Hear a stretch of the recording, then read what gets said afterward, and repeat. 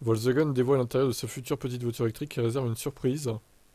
En début d'un restylage convaincant, les retours de qualité perçus en ce qui concerne l'ID3 de la première génération ont clairement fait du tort à la marque. Non seulement la qualité de finition était particulièrement décevante, mais en plus le système de feu divertissement souffrait de nombreux défauts. Pire, les commandes de chauffage sont difficilement accessibles, et le maniement des touches à retour haptique, une tannée en roulant.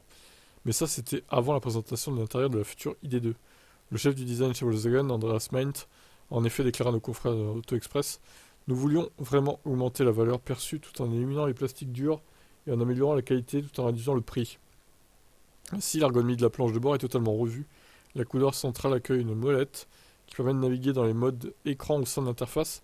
Celle-ci est matérialisée par un écran de 13 pouces dont le graphisme se veut plus moderne et l'agencement des fonctions semble plus ergonomique.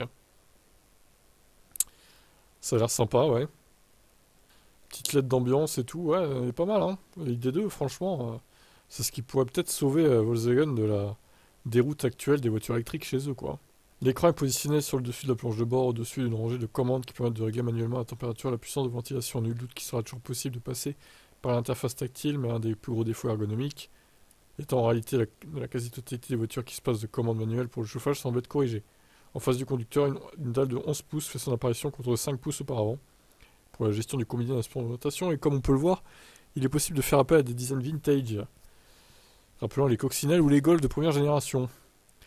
Ouais, alors ça par contre, perso, pas fan, hein.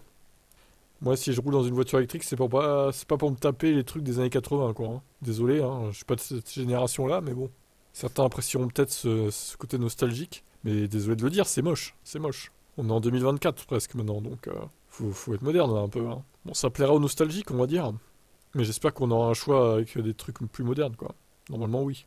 Les touches haptiques ont disparu sur le volant et on voit des molettes de pouces usinées qui permettent de contrôler la navigation de l'interface de bord. Le sélecteur de vitesse P1D semble toujours lui caché derrière le volant à droite.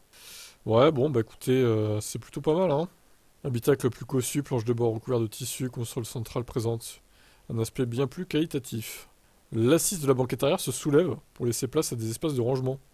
Alors ça, c'est original.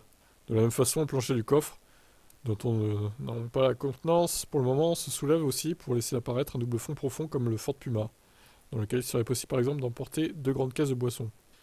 Très bien. Eh ben, écoutez, la version de production sera dévoilée l'année prochaine, les premières livraisons 2025. Bon, bah c'est pas mal, hein. Elle est pas mal cette petite idée 2 là.